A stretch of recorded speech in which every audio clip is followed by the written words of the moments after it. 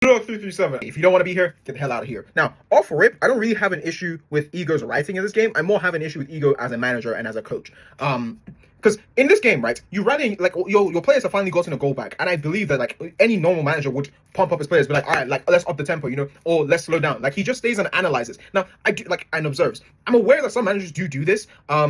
But there's a difference when Ego's doing this, right? Because Ego's more like because of his narcissism and his god complex and everything, he doesn't see them as individuals. He sees them as his little experiments. So he's like, okay, fine, you've broken out my philosophy. What are you gonna do now? What's your next step? What are you gonna follow? Because we still have time in this game, right? He's intrigued that his little experiments are becoming sentient and choosing other things now that are beyond him. And but this moment is still pivotal because he sees Isagi drown, he sees Karasu swim above, and still says nothing at this point. Which is why I still don't subscribe to this Isagi Nepo baby agenda.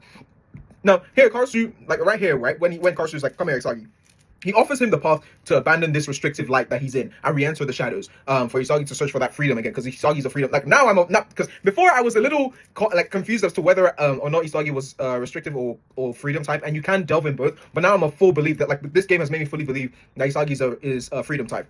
But the difference here is Isagi still clings to that clings to the false light of his achievements, right? The false light he's created out of the shadows that his achievements brought him, right? He thinks that if I can't be the center, if I can't like make things out of my place, if I can't create things from my mind and everything, then what he truly fears is that like another version of him is gonna make him obsolete. That like by that metric, he may as well be Yukimiya, right? He may as well just be another random bum on the bench or something. I'm not calling Yukimiya a bum, but he fully rejects it because Karasu used to be a pawn. He used to see Karasu as a pawn.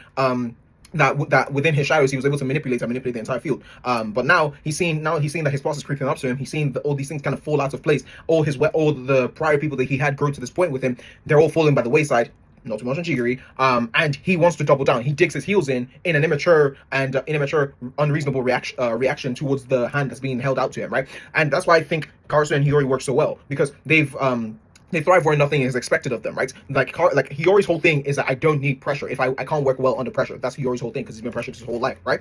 And that's why they're so effective at shadows. I also think that's, and probably slightly another reason why he received that ball from Ness rather than Kaiser, because Isagi diverting so deep into the shadows, making that split divergent run, no one was picking up Isagi at that point, whereas now he's in the light, kind of like how Kuroko was exposed and everything with his vanishing drive. Now, as we move on, right, Isagi asking, are you throwing away your life as a striker? Now, again, strikers, yes, you're there to score goals, but they're significantly, and that's why in my previous videos I've said I need you guys to evolve your mentality about what you think a striker is as well. I think that's the second thing the Connoisseur is trying to pose to us as viewers, right? You see that Isagi's still drowning in this mindset, still shackled by Ego's false claims that you must score and you must be that one to leave with your own goal in order to be a striker, when there's so many different facets to being a striker. It's not just one definitive thing that defines you as said striker. We've had so many like successful strikers, Luke de Jong, Gerard Martin, Gerard Moreno, there we go. They're not known as prolific goal scorers, but they still hold up that striker position, right? And Isagi's still shackled by this mindset, searching for a way out, searching for something to prove to himself that he's not what he once was, essentially. Like he doesn't need to go through those methods, go through what he went through in the New Eagles League to become number one. He feels like I've already achieved that. I should be able to compound on this rather than regress back and have to do things for the sake of this game, for the sake of my own goals. But a striker isn't just a goal poacher. A striker drops deep. A striker holds up play. A striker holds up the ball when necessary. A striker makes diverting runs for other people to score, for those perfect goal scoring opportunities. Right? Midfielders, they break lines. They create something from nothing. They put their foot on the ball to take out the steam of the game, right? They hold the tempo, and that's that narrative that Isagi wants to cling on to just one track thing that I have to score goals. I have to be the one to score that goal, and failing in that one self-imposed restriction he's put on himself, that he can't drop deeper, that he can't do other things as second best, essentially, which is not necessarily second place. Now, this is where the divide kind of starts, right? Since he discarded, the divide started long before this game, right? Probably right at the moment when he discarded Hiyori. Isagi believes he's beyond the point of needing to score for the team and needing to win for the team. He wants to win for himself, essentially, right? Steeped in the obsession that Ego's created and planted in him to emulate Noah. To emulate that philosophy of I want my goal no matter what, even if the team kind of loses. It's showing Ego's obsession with Noah kind of creeping out a bit, right? Like Noah doesn't give a shit about winning. I mean, obviously he does care. Not that he doesn't give a complete shit about winning, but like Noah cares about winning. But he would much rather, even if he has to lose, he'd much rather score those goals that his team loses by. Noah would rather choke on salt and rice than score no goals inside said game, right? He has to score. He's burning his life to score, and that's why Ego teaches you luck and chemical reactions to try and replicate said philosophy. Moving further, right? Isagi saying that's not the Bluelock way, but what exactly is the Bluelock way? What I want you to mainly take from this is that like Karasu says, fine, I'm not doing the Bluelock way. Where's your goal? If you where's your goal? If you've got your France game goal, as Croc says, where's your France game? Put your France game goal on the table, quick.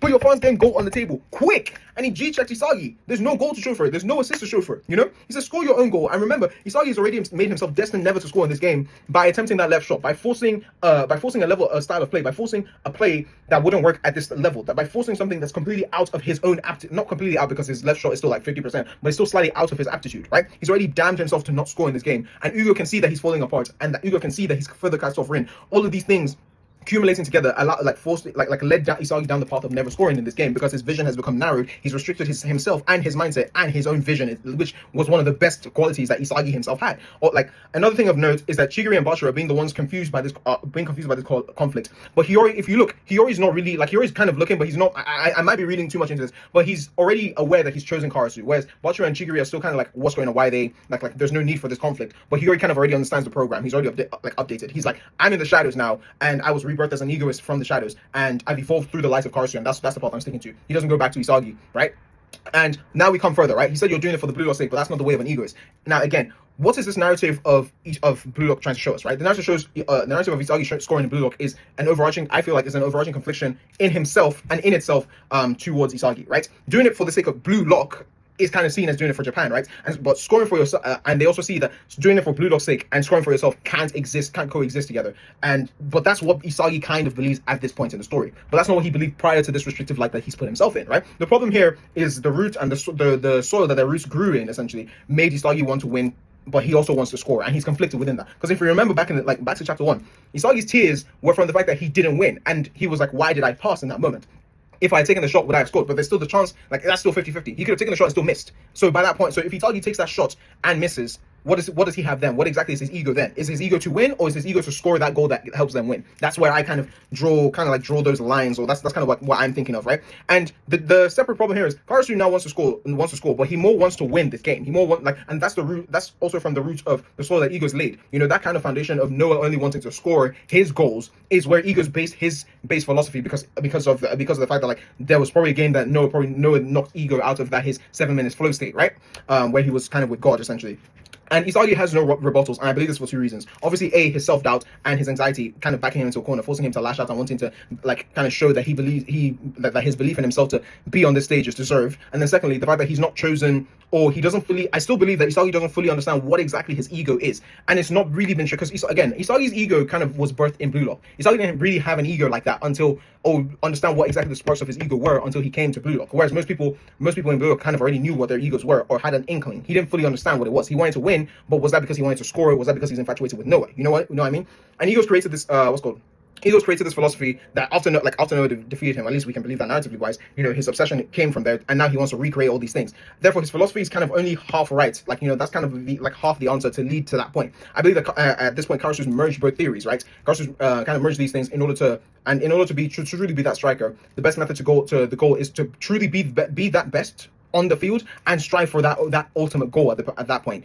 Technically, Noah doesn't really care about winning, right? If he loses 4-3, he wants to be the one to score those 3. But that doesn't mean that he's still satisfied with that losing. You still want to win at the end of the game. At the end of the day, you can score as many goals as you want, but you didn't win, you know? And that's the difference between Ugo and Noah. Ugo wants to win no matter what the cost is, kind of. Same with what Karasu's kind of fallen in line into, right? And I think what's going to happen with Isagi after this game is that he's going to eventually perfectly merge these theories or break both of them and forge his own new path, which is why at first I didn't like the whole rebel thing, but now I kind of subscribe to that notion. And I also, but that kind of merge that Karasu does, or pseudo merge, I don't call it a perfect merge because Karasu is still lacking the vision that Isagi has of seeing everything that's not pre-existing right now. And that's why Ibarra is able to score that goal for himself, essentially, using Karasu's light. Now, coming on to this next panel, this is kind of what I'm getting at, essentially. Isagi, is the best striker the one that always wins or the one that always scores? Who has the most trophies? Who's the best player, essentially, right? How are we going to base that? Because, yes, you can have tons of goals, but if I'm playing on a team and I'm a striker and I'm constantly winning, and I have 5 goals in 10 games, who's truly the best? Is it the one that mainly scores those goals? And you can go with arbitrary numbers, but then you also need to look deeper into how did those games go? What did that striker do within that game to help his team win? Why was he the one who won, whereas the other one lost? You know, those kind of things. And that makes me think, what is it exactly that Isagi's playing for? He wishes he scored right at the start of Bluelock, right at the start of the entire show, rather than passed, right? But he cries from losing, not the fact that he didn't score. That's what I was talking about previously, right? He can't score, and it's almost a situation where he's put himself in this separate restriction where it's like he can't score and win at the same time, and that's where he is at this game, in this game right now. If he win, he kind of thinks, if I win but I don't score, then I've lost. If I score then I win essentially, you know. And he's fully just locked himself in, like, and steeped further and pressured himself further into restriction. Now, as much as I don't want to admit it, IQ did kind of do the right thing as a captain here, but I still hold my Rayo should be captain agenda, because this is the one thing, one thing that IQ did right in this game as a captain. IQ was not vocal whatsoever in this game. IQ did not organize his defense, did not rally the team like whatsoever, aside from this little moment here. And IQ, like, while IQ is right, Isagi took too long. Isagi's still gonna be drowning within like the faith that Rin has put in him as he's drowning further. Some would call for a sub in the first half, but that's not really what Ego wants. Ego still wants to kind of like observe what's really going on, because even though like lots of things aren't working, you still kind of want the team to grow within the game. And as much as like it's something he didn't plan for, he himself is intrigued by it. He himself is intrigued by the things that his experiments have done essentially. So now he wants to. Now Ego's like, okay, where is this gonna go? Now, back to France's dominance, right? They kick off, and they're going to lead to a goal here. Most people would believe that, like, oh, because their goals are scored directly from kickoff, it doesn't really show their dominance that much. But I think it just signifies their dominance. Like, France always starting and like France restarting and then scoring goals instantly is kind of like what Blue is kind of showing Bluelock's level of understanding, that they're not able to match them as soon as they start something, right? Like, as soon as France initiate anything, Bluelock have no rebuttal, right? They operate too fast for them to analyze, and they're faster than what Karasu can analyze, and faster than what Isagi can analyze, because Karasu's not as smart as Isagi and can't see the full picture, or can see the full picture but can't see outside that picture, whereas that's what Isagi can normally see. But now he's restricted his mind and his vision. That's why he can't dictate the play, that's why he can't manipulate the field, and that's why like Ugo is just there to freely roam and go box to box as he pleases, and because Karasu's not on their levels IQ wise, right? Now we have Loki versus Rin, and I think this is something that goes unnoticed because of agenda. That like Rin was cracking and drowning in this game. Obviously, we didn't see that much of Rin, but like Rin was more present than we realized in this game, right? Not in the limelight, but as an anchor, Rin was sinking. He wanted to kind of force his goal, and then Ugo denied that goal from him, right? The shots of Rin and Isagi, they were very much destined to fail, because they were still clinging onto this disingenuous desires to prove something that was ultimately false. Isagi thinking that he could thrive in this light further, and Rin's belief in him compounding them to further drown in that restrictive light. Even though Rin is a restrictive type, right? Rin wanted to deny Loki, but also wanted to retain the fact that he's number one as well and can devour with Isagi, and that's kind of what they both kind of led to their combined drowning essentially within that light. Now, finally, again, we have Isagi saying we sell into our strategy for now, but we haven't solved the fundamental issue, and that's beautiful. That's beautiful, but I still don't think he was understanding the full picture at this point, right? He was still piling more pressure onto himself, and his anxiety was growing further because he still couldn't do anything to affect the game, right? He was still believing I need to prove myself useful, and he then but now what's happened after Karasu's goal that he created for Hiyori, right? He's now seeing that my pawns don't need me, you know? Chigiri didn't need me, Hiyori didn't need me, I couldn't use Karasu. These are all things that he's thinking, right? And he no longer wants, he's now isolated. No one kind of wants to stand with him at this point aside from Rin, but Rin's still drowning because Isagi's drowning, you know? They're both like pulling each other down, and it's too hard for him to push past all of this. He can't just adapt because he can't see the full vision of the entire field essentially.